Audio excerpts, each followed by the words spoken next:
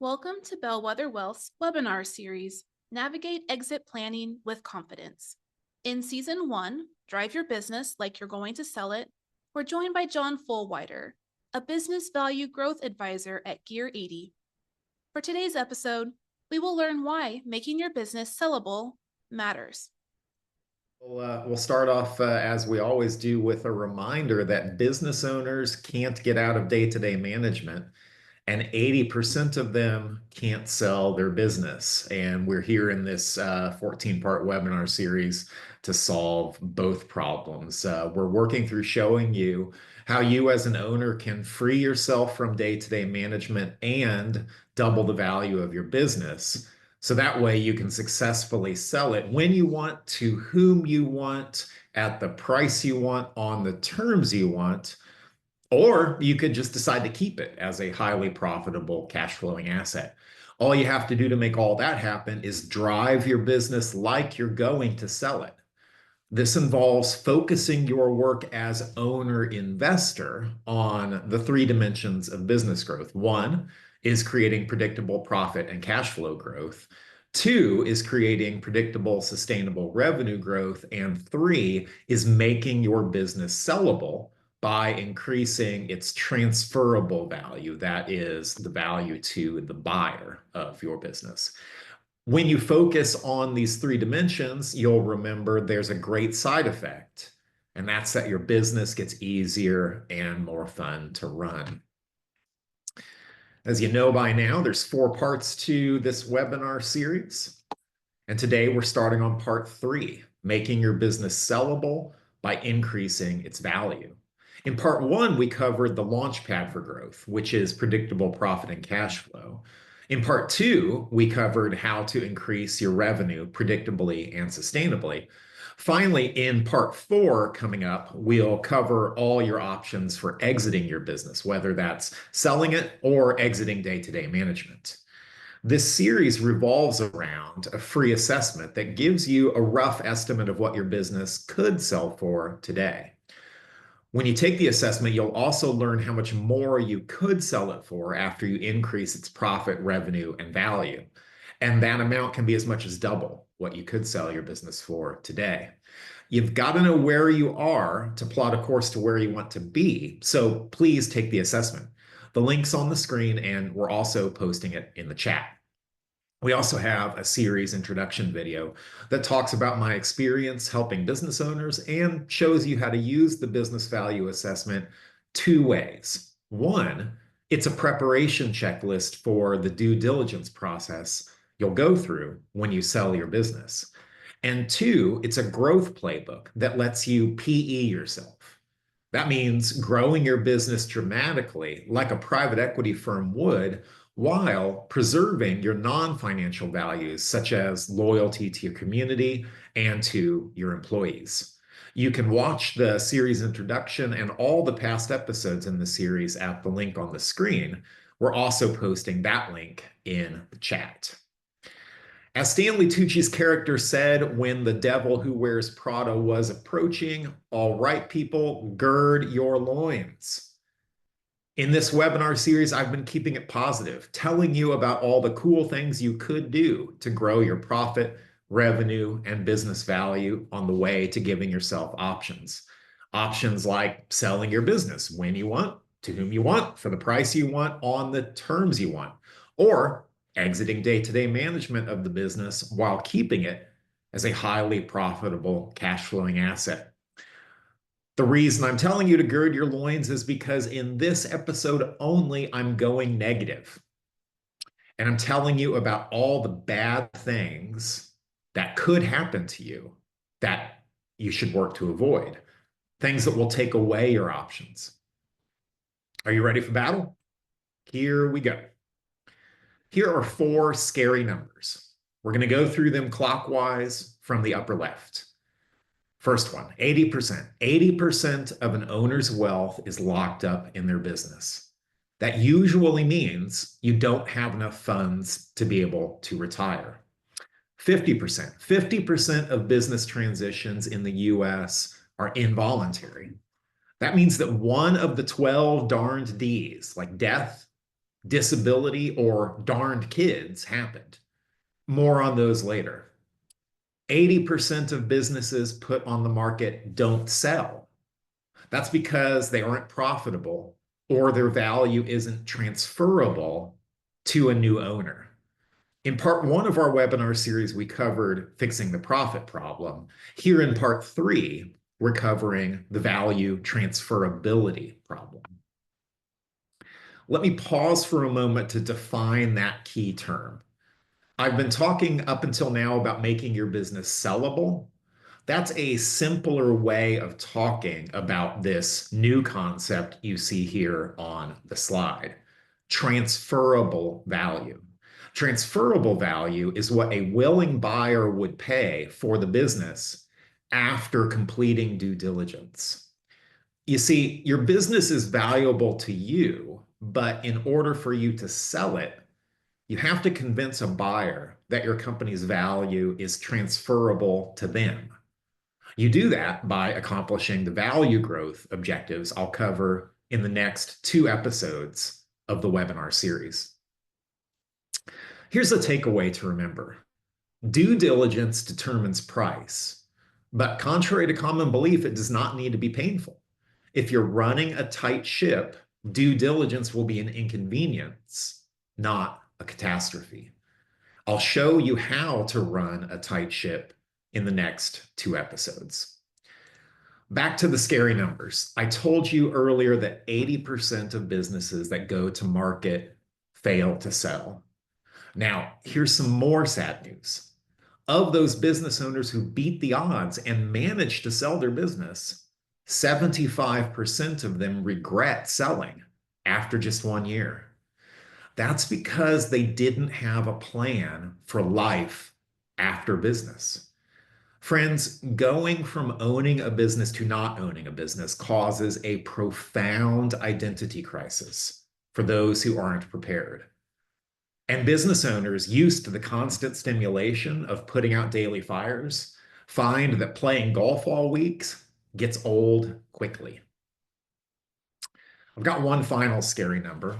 A business broker friend of mine, Jeff Herdzina, says, when I explore selling a business, about 1 out of 15 are ready to go to market, in my opinion. That's less than 7%. Now, I've just violated Han Solo's rule, never tell me the odds. But because I don't want you to suffer these fates I've just outlined, I'm throwing spaghetti at the wall in an effort to get you to take action. If just one of those scary numbers I shared resonates with you and gets you to take action, I'll have done my job. Now, look, you beat the odds at least once. A tiny percentage of businesses make it to $1 million in revenue. A tiny percentage of those go on to make it to 10 million. You've beaten the odds before. Now let's learn how to beat them again. Even if you don't plan to sell, knowing that you could provides you with peace of mind and flexibility when life throws unexpected curves your way. Your financial advisor and your insurance advisor have told you about the 5 Ds.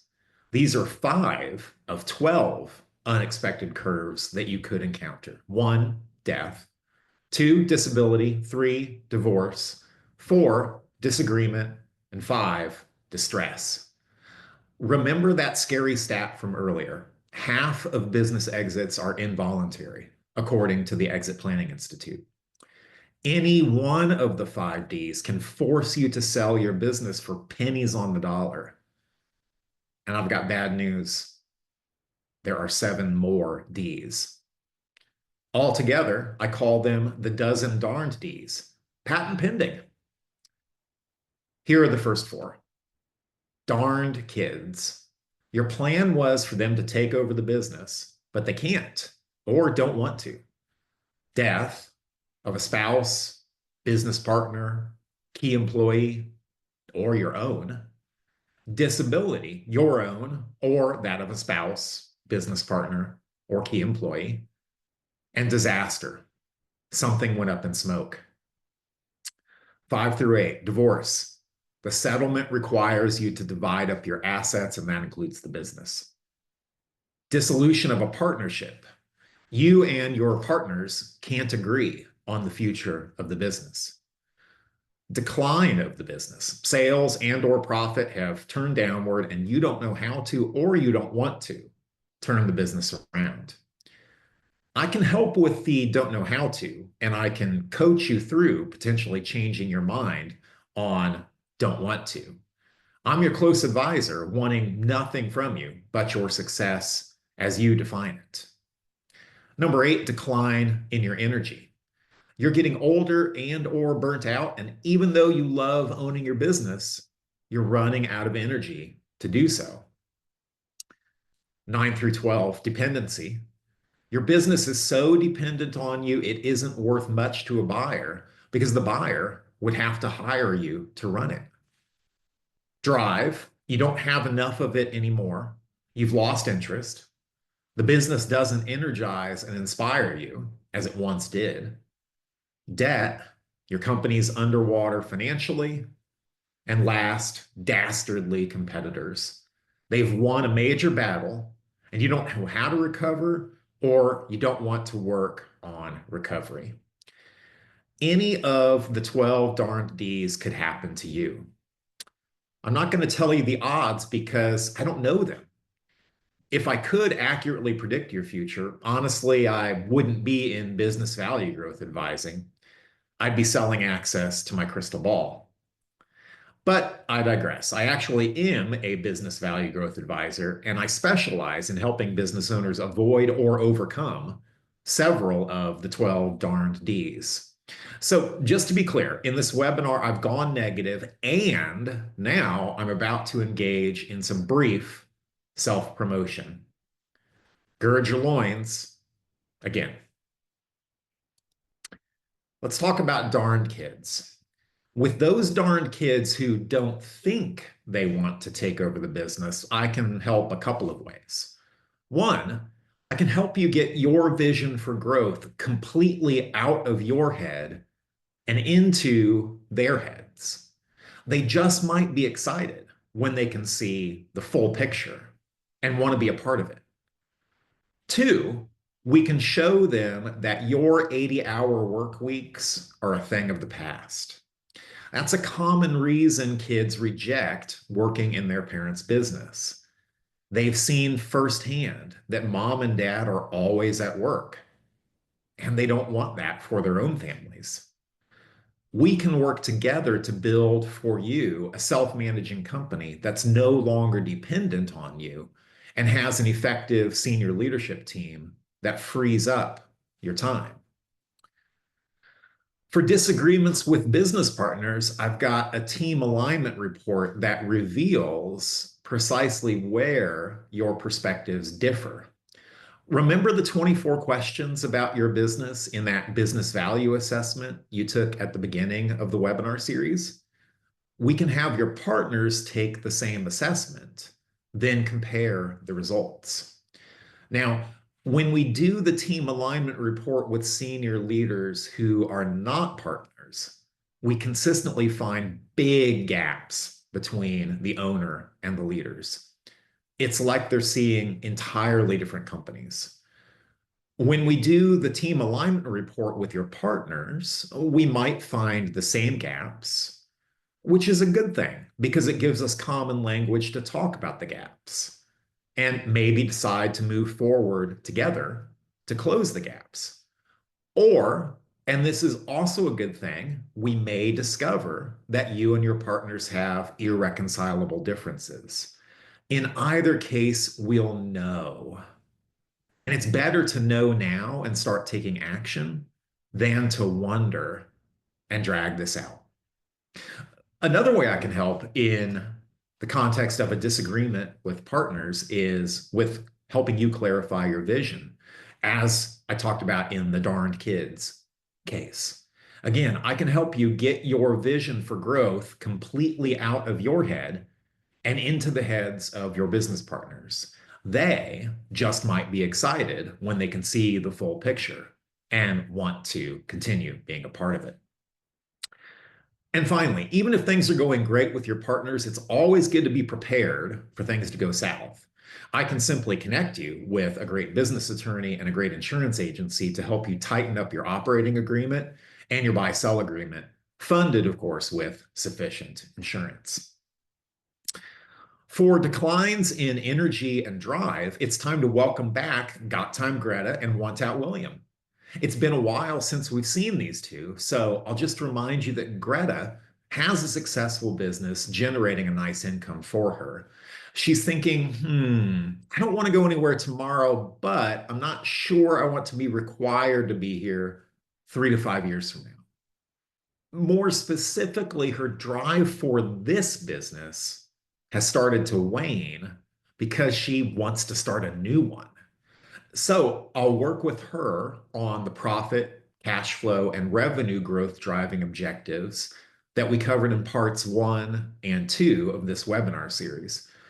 She'll be able to exit day-to-day management of her first company while keeping it as a highly profitable cash flowing asset. Then she'll use some of that cash to start a new business. You might remember that Want Out William is tired. He doesn't have another great recession and global pandemic in him. He wants out in a year or less. I'll work with him on growth objectives to first stabilize his company and put it on a growth trajectory that will look more appealing to a buyer. With just a year to work, we won't be able to get him to a huge sale price, but we'll be able to get him something. Now, as we work together on the profit and cash flow growth objectives, his business will be getting easier and more fun to run. I won't pressure him to change his mind about selling, but he might just fall back in love with his business and decide to keep it. Last one, dependency on the owner. It's the number one factor that kills deals to sell your company, and it's the number one outcome I deliver for business owners. Freedom. Freedom from the business relying on you to make it go, and freedom to work only in your unique ability. That's the handful of things you love to do and are great at, while an effective senior leadership team and productive and loyal employees work in their own unique abilities to take great care of everything else. Along the way, of course, we make big gains in profit and cash flow, sustainable revenue growth, and the transferable value of your business. But those are all means to an end. The end is freedom. All right, self-promotion over and negativity over. Remember, I've been telling you all these bad things that could happen because I don't want you to suffer these fates. If just one of the 12 darned D's motivated you to take action, then I did my job. And now it's time to accentuate the positive with 5 positive reasons to make your business sellable. That spelling you see on the slide, by the way, of accentuate is my gift to you. It's how Johnny Mercer actually spelled the song title on his 1944 record. You're welcome. So starting our countdown of 5 positive reasons to make your business sellable by increasing its transferable value, we have reason the first. It keeps you in the driver's seat. If you wait until you have to sell, you lose negotiating power. Preparing your business now gives you more control over timing, price, and terms. It's like planning a trip well in advance instead of rushing to catch the last flight out and paying dearly for the last minute ticket. Remember, this series has been about selling when you want, to whom you want, at the price you want, on the terms you want. Let's keep you in the driver's seat. Reason the second, making your business sellable ensures you have a backup plan. Think of it like having insurance. You may not plan to sell your business soon, but unexpected events like the 12 darn D's we just covered can force your hand. Consider a sellable business your insurance policy. For most business owners, Their home is not their biggest asset, their business is. Remember that for the typical business owner, 80% of their net worth is tied up in their business. Now, even though your home is a relatively small asset, you keep homeowners insurance on your home. Having a sellable business protects your biggest asset. A sellable business is your safety net.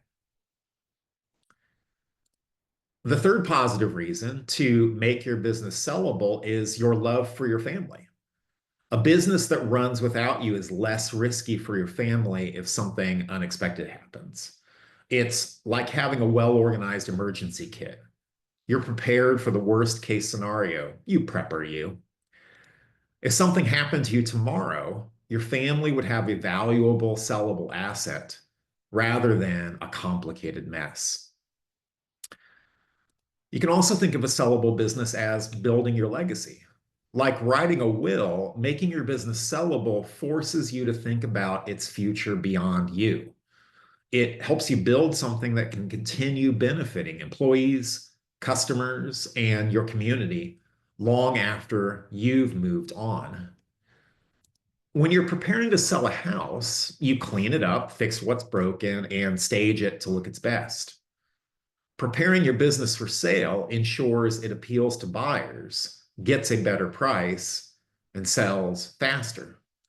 Nobody wants to buy a fixer-upper unless it's at a steep discount. You might not be selling your house today, but maintaining it consistently is much easier than trying to fix everything at the last minute. The same goes for your business. Keeping it sale ready means it's running at its best all the time. Some homeowners wait too long to upgrade their homes. They enjoy the upgraded kitchen for 12 weeks, then they sell the house. If they'd upgraded sooner, they could have been enjoying it for 12 years. The same goes for your business. Every step you take toward making your business more sellable makes it more valuable and enjoyable to own right now. For more on why making your business sellable matters, see the books Buyable and Built to Sell. We're putting links to those books in the chat. And that's it for today.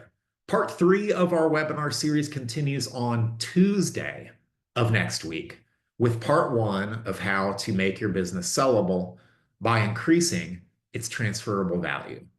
And then part 2 of how to make your business sellable is also on a Tuesday, November 17th, December 17th.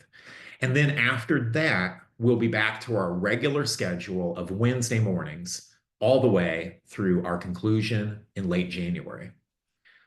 With that, it is time for Q&A. Remember to type your questions in the Q&A section of your Zoom window.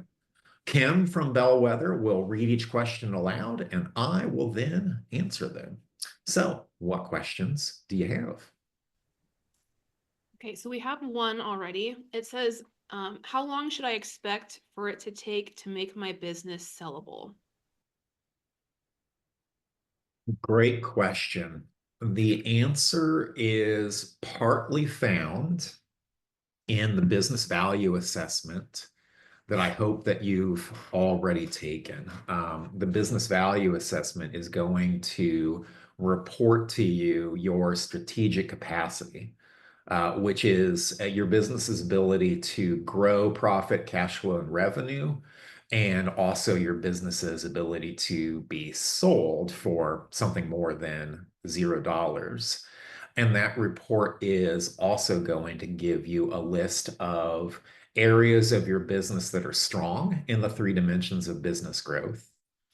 It's going to reveal areas that are weak in the areas of growth capability, and it's going to reveal areas that are weak in the area of sellability, right? So it'll show you where you're doing in terms of the growth dimension of predictable profit and cash flow, how you're doing in the growth dimension of predictable, sustainable revenue growth, and finally, predictable transferable value.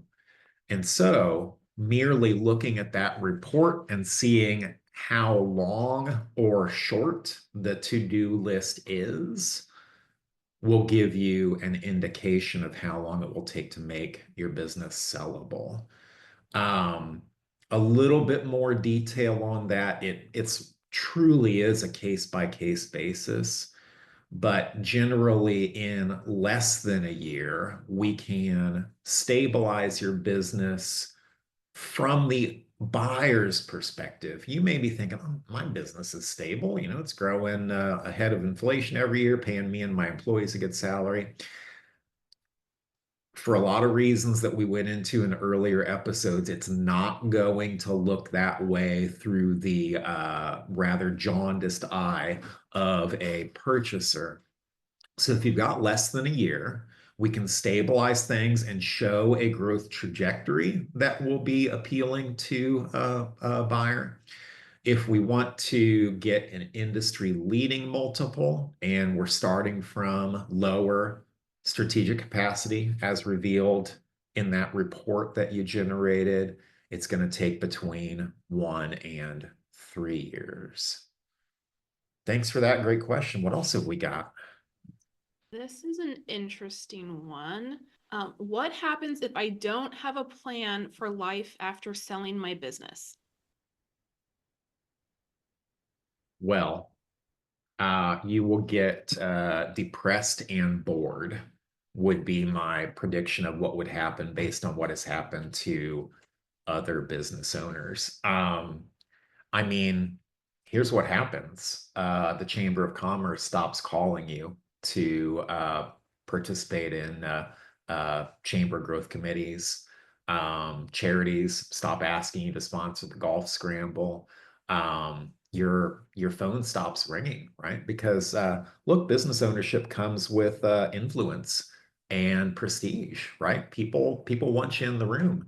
And suddenly that prestige and that influence is gone, and that can cause just a profound identity crisis, as I indicated earlier. And suddenly you've got all the time in the world, which when you're working 80-hour weeks may sound appealing, but it's not in most cases. So I've been working recently with a newer client, husband and wife team, who both owned businesses, sold them, and planning to retire. It did not work out. They got bored. They went to a business broker and said, "Hey, find us a business to buy." And so we're growing that business, and we're having a ton of fun doing it. Not many business owners can retire. This business owner right here, I plan to expire before I retire, and most owners I talk to have the same attitude. All right, what's the next one, Kim? Why do 80% of businesses on the market fail to sell? Owner dependency, lack of profit, lack of processes and systems. Basically, you are the business, right? And the buyer doesn't want to buy your job. The buyer wants to buy a cash flowing asset, and they don't have um, any confidence that they'll be able to both, you know, pay a manager or themselves a salary and service the debt uh, in fewer than 80 hours a week with your business as it stands right now. Great questions. We always end on time, right? Meetings start on time and end on time. Friends, thanks so much for being here. Remember, next week, Tuesday, and the week after that, Tuesday, and let's wrap this thing up here with just your reminder that you can free yourself from day-to-day management and double the value of your business if you'll focus your work on the three dimensions of business growth, and those are profit and cash flow, predictable, sustainable revenue, and predictable, transferable value. After that, you can exit on your own terms or keep your business as a highly profitable asset. All you have to do is drive your business like you're going to sell it. Remember, I'm John Fullwider, and I'm looking forward to seeing you next week on Tuesday for part one of how to make your business sellable by increasing its transferable value. Be well, friends.